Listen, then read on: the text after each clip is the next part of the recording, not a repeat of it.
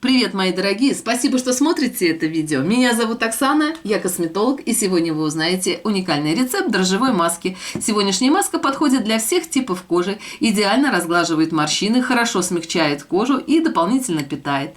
Также маска подходит для всех типов кожи, и эту маску можно нанести на кожу шеи, на кожу зоны декольте. Не забывайте, остатки домашних масок также наносите на кожу рук. Сделайте эту маску 2 или 3 раза в неделю, чередуя ее с другими масками, рецепты которых вы можете найти на моем канале.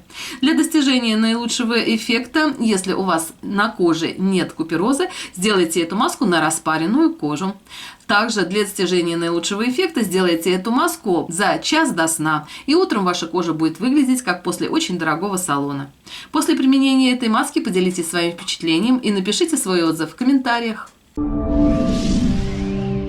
И давайте приступим. Для сегодняшней маски нам понадобятся простые, доступные ингредиенты. Возьмите дрожжи. Можно использовать быстрые дрожжи. Также для сегодняшней маски хорошо подойдут и дрожжи из брикетов. Если вы достали брикетные дрожжи из холодильника, то доведите их до комнатной температуры.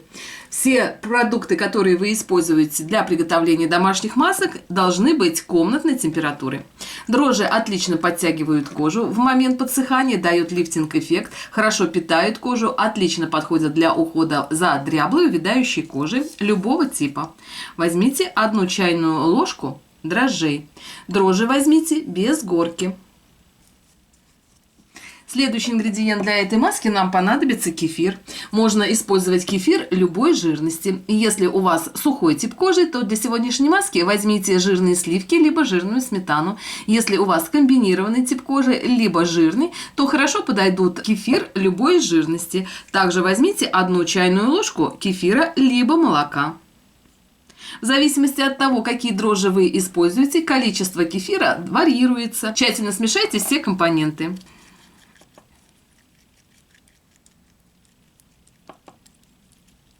В момент приготовления домашних масок не торопитесь, тщательно взбивайте все ингредиенты до получения однородной приятной консистенции. Если вы используете сухие дрожжи, то добавьте еще 1 чайную ложку кефира.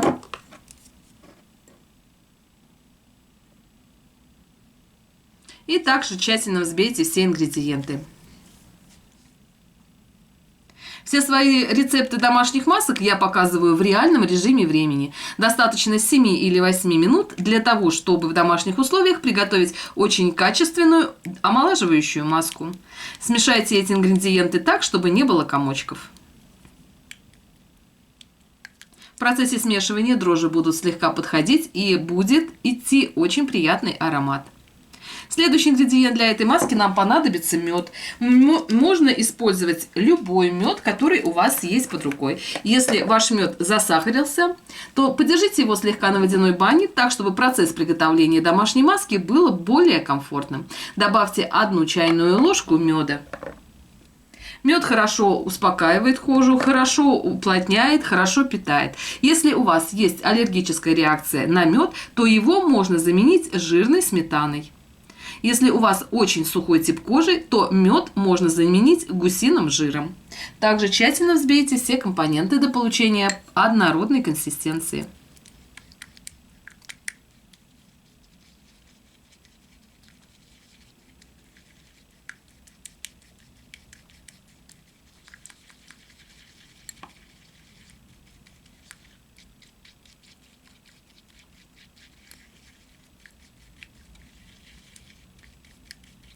Обязательно соблюдайте не только рецептуру домашней маски, но и порядок добавления каждого компонента. От этого также будет зависеть качество маски и тот эффект, который она окажет на вашу кожу. Следующий ингредиент для этой маски нам понадобится рисовая мука.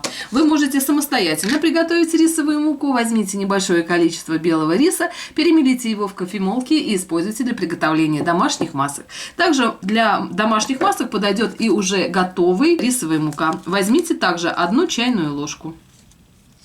Рисовая мука освежает оттенок кожи, осветляет поверхность кожи, убирает пигментные пятна. Рисовая мука также в момент подсыхания дает подтягивающий эффект. Тщательно взбейте все компоненты.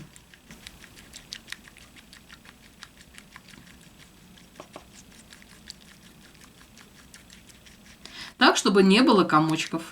От того, насколько хорошо вы вбиваете добавляемые ингредиенты, также будет зависеть качество маски. Не торопитесь, взбивая компоненты, они должны войти во взаимодействие.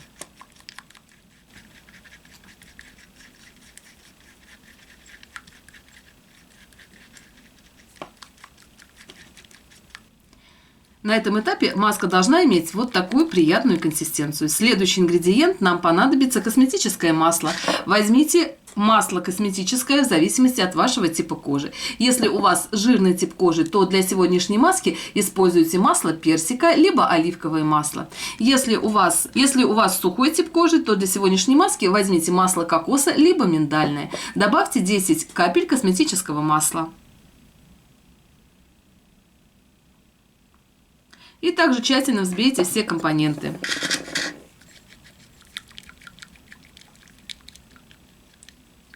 Маска имеет приятную консистенцию. Эту маску можно хранить в холодильнике в закрытом виде до 5 дней и использовать в недельном уходе, чередуя ее с другими масками, рецепты которых вы можете найти на моем канале. Перед нанесением маски подготовьте свою кожу, сделайте кислотную скатку. Возьмите 3 или 4 таблетки ацетилсалициловой кислоты, размочите их водой комнатной температуры, нанесите кашицу на умытую влажную кожу лица, кожу шеи, кожу зоны декольте. Не наносите кислотную скатку на кожу вокруг глаз. В течение 3 минут сделайте скрабирующий массаж. Кислотная скатка отлично очищает поры, убирает черные точки, комедоны. Также очень мягко отшелушивает верхний ороговевший слой клеток и подготавливает кожу к нанесению питательных масок. После того, как проскрабировали кожу в течение 3 минут, оставьте кислотную скатку еще на 2 минуты, затем смойте водой комнатной температуры. Для жирного типа кожи кислотную скатку нужно делать 1 или 2 раза в неделю, для сухого типа кожи 1 или 2 раза в месяц. После того, как отскрабировали и очистили кожу, приступайте к нанесению домашней маски.